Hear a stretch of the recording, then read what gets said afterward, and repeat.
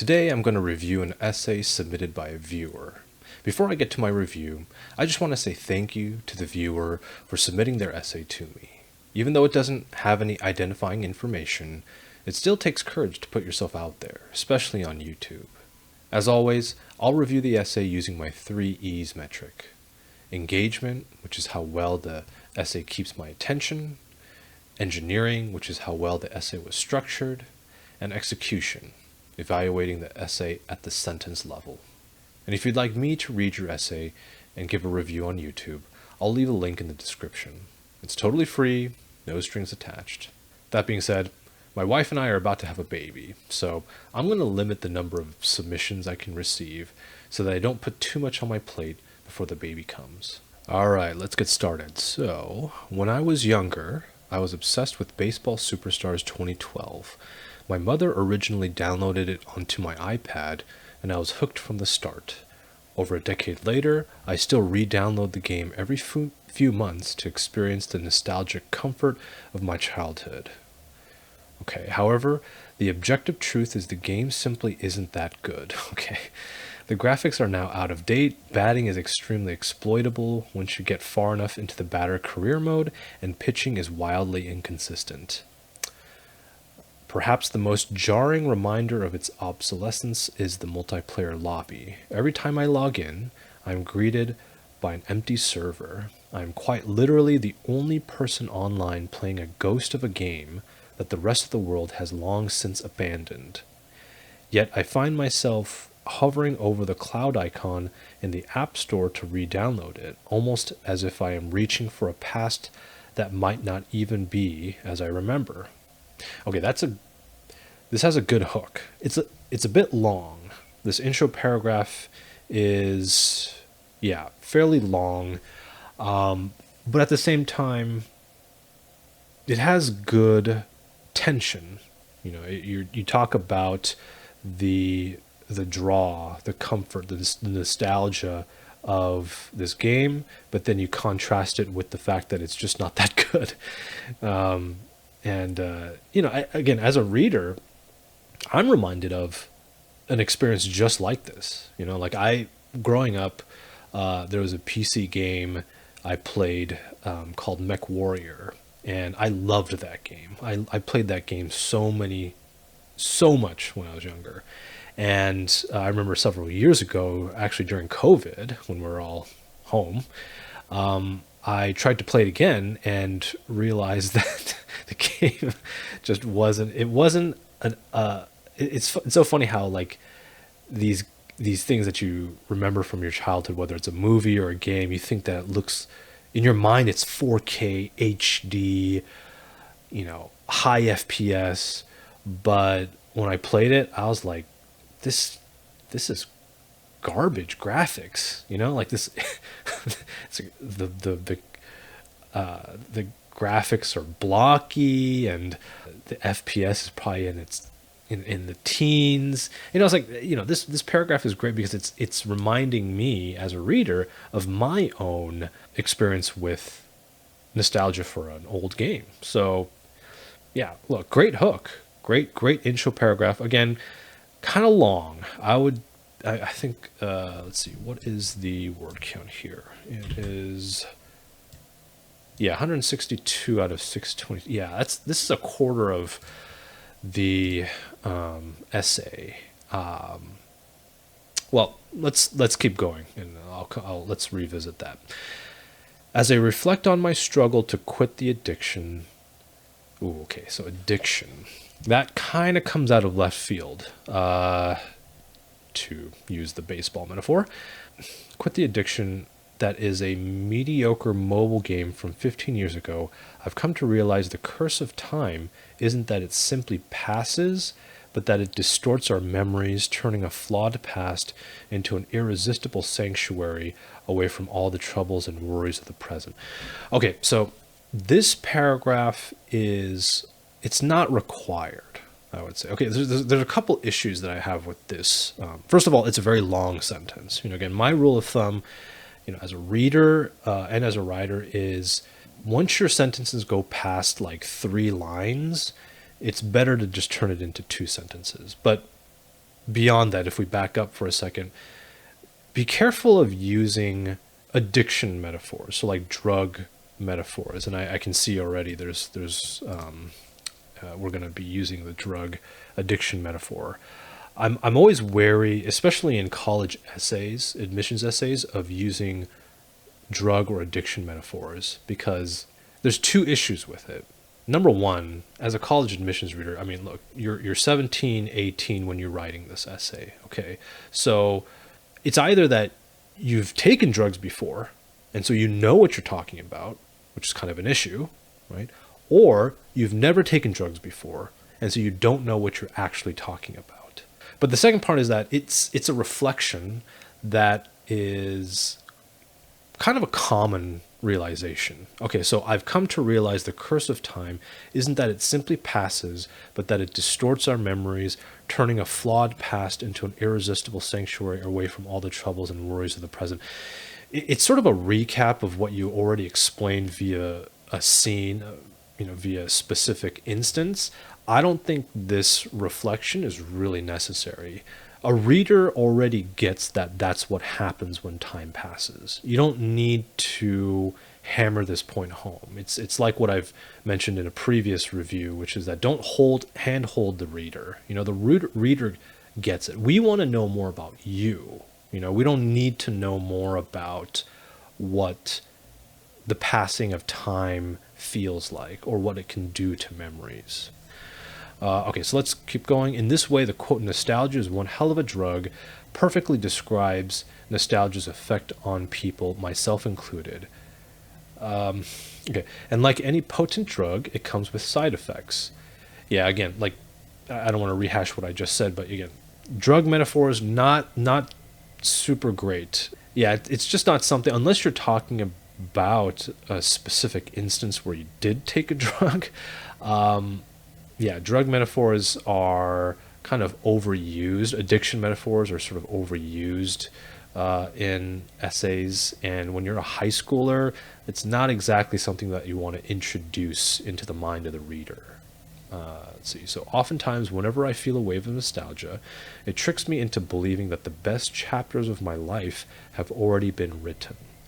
It creates a false narrative that my peak is behind me, leaving the present feeling dull and the future a combination of intimidating and bland. Okay. We tend to trap ourselves in a loop of looking backward, mourning a sense of peace that appears gone forever, not realizing that each day requires a new way to bring joy and excitement to our lives. Okay, so this paragraph is a lot of reflection, okay? Which is fine, but it's starting to become very philosophical and not personal. Given the intro paragraph about how you felt nostalgia, so you re-download this game every so often, but then whenever you re-download this game, you realize it's not exactly what you imagined it. I would expect an essay that's a personal essay and not just a reflection on nostalgia. I would expect a personal essay to talk more about a specific instance, another specific instance where either the lesson that you learned from nostalgia played itself out in another area of your life, and then you learned another lesson or a deeper lesson, or perhaps a contrary lesson. But to introduce that initial idea again, which is not a bad idea, but then to continue to reflect on it makes it less of a personal essay. It's now a very philosophical essay. It's a reflection essay. We want to know, I as the reader want to know, okay, well, what did you do with that initial knowledge that you gained from the first paragraph? What's something deeper that you can illustrate? To do the same thing every day is almost the same as spitting in the face of nature and throwing the day away. And yet, we'd rather face those ills we have rather than to fly to others we know not of. Yeah, I mean, again, you're starting to use we a lot, which is telling me that you're talking about people in general rather than you yourself. The focus needs to be back onto you.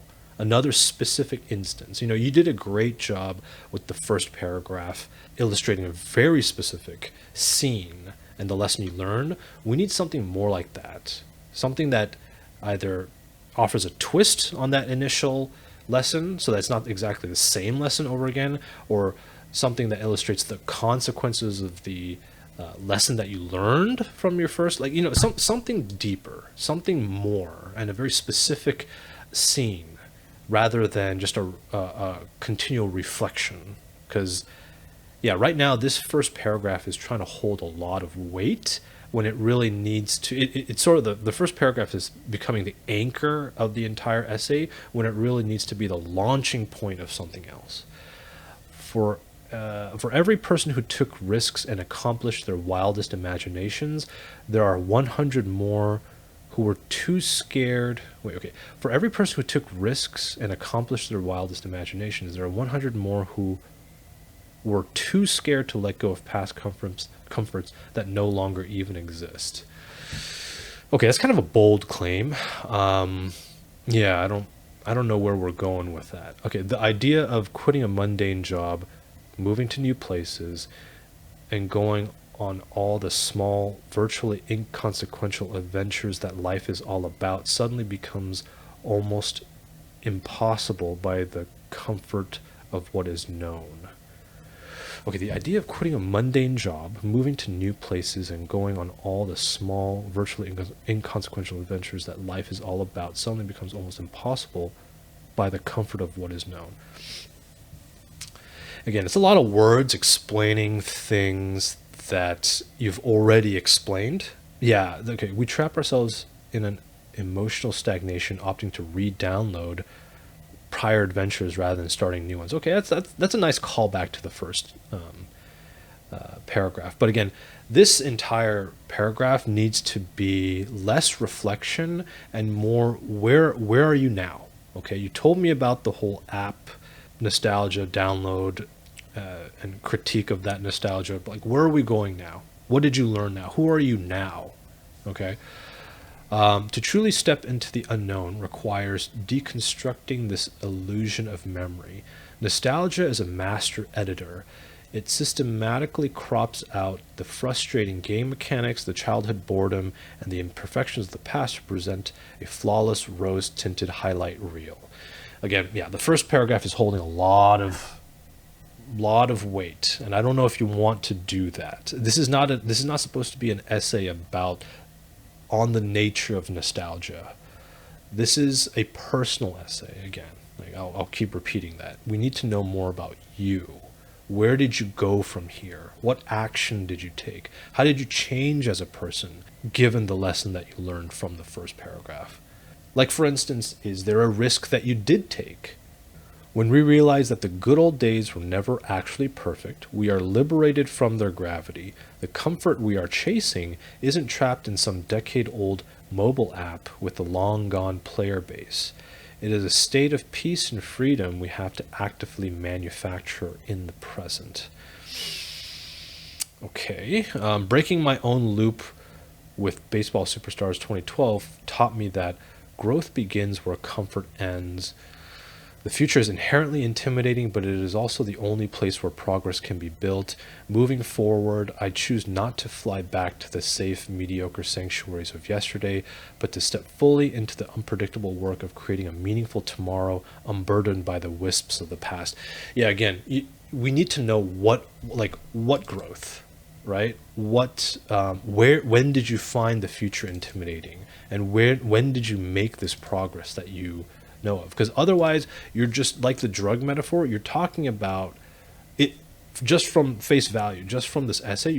It sounds to me like you're talking about something that you don't know about. You're just saying philosophical things, and then you're borrowing lessons that you've maybe heard from someone else or elsewhere, but you're not talking about what happened to you that made you realize these lessons. And frankly, once you introduce those lessons, you may not even need this ending paragraph. I'm always very wary about summary ending paragraphs because it's very tempting to put it in because you've been taught that essays need a conclusion, and okay, I get that, but the reader is smart. You always have to assume that the reader is smart, especially a seasoned admissions counselor who's read thousands of essays. They don't need a final paragraph holding their hand about what lessons you want them to know that you learned. They can learn the lessons, they can get the point of everything that you're trying to say, they can sense the growth that you went through just by showing the lessons, showing those specific instances, the vivid details. Again, your first paragraph was the strongest paragraph because it was very specific, had a lot of imagery, a lot of specific details. And I kind of expected it to be the launching point to showing more growth in the future, or some different realization. But it ended up being a essay just on the nature of nostalgia, with lessons that I'm not sure if you actually learned or you just read somewhere. Yeah, again, the engagement factor in the beginning is fine. Again, it's a little long. I think you could maybe say everything you need to say in half the amount of words. I mean, I don't know. It depends on how you want to go with it. I mean, I get that you had to use a lot of these details because this was the anchor for your entire essay, but it feels very... You're just pontificating on the nature of nostalgia after this point. We want to know more. This is just an essay. We want a personal essay. What did you learn? Where are you now? How did you grow from this lesson that you introduced? Again, which is a great lesson. Also, the sentences are fairly long. It was hard to follow them and try to keep everything in my head while I'm reading. Like I said in my last essay review, keep sentences simple and straightforward. You didn't use a lot of SAT words, which I'm glad. I mean, there were some, and I get that you're very good at constructing these sentences. That's for sure. But the question is, it's a larger question. It's more of a zooming out and looking at what are these sentences trying to say overall. Yeah, it's just a lot of time and a lot of words spent on just nostalgia. We need to know more about you. And I think you do have things that you can share. For engagement, I'll give it a 7 out of 10. It has a great hook, and the story is specific and memorable. That being said, the rest of the essay wasn't as engaging. It spent more time reflecting on the introductory story rather than showing another specific instance of further growth. The intro itself was also pretty long, about 25% of the entire essay, which leads to engineering, which I'll give a 6 out of 10. 75% of the essay was spent on reflection. A personal essay has to be about you, the person, who is the focus of the essay. This essay spent most of its time making claims and putting forth ideas rather than telling us how they grew as a person. If you're going to start with the story, then reflect on it, then the rest of the essay should put forth another specific story explaining how the initial story influenced or affected their life.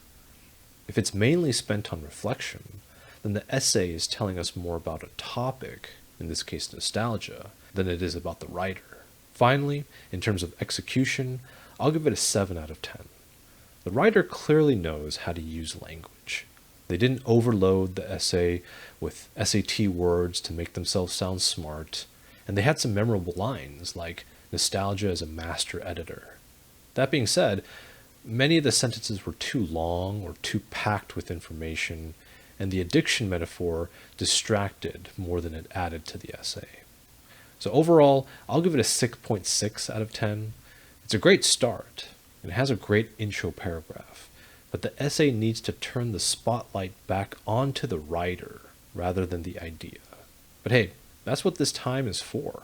It's June, it's early, and writing and getting feedback now as opposed to in the fall is exactly what I would expect from someone who's applying to top schools. See you in the next one.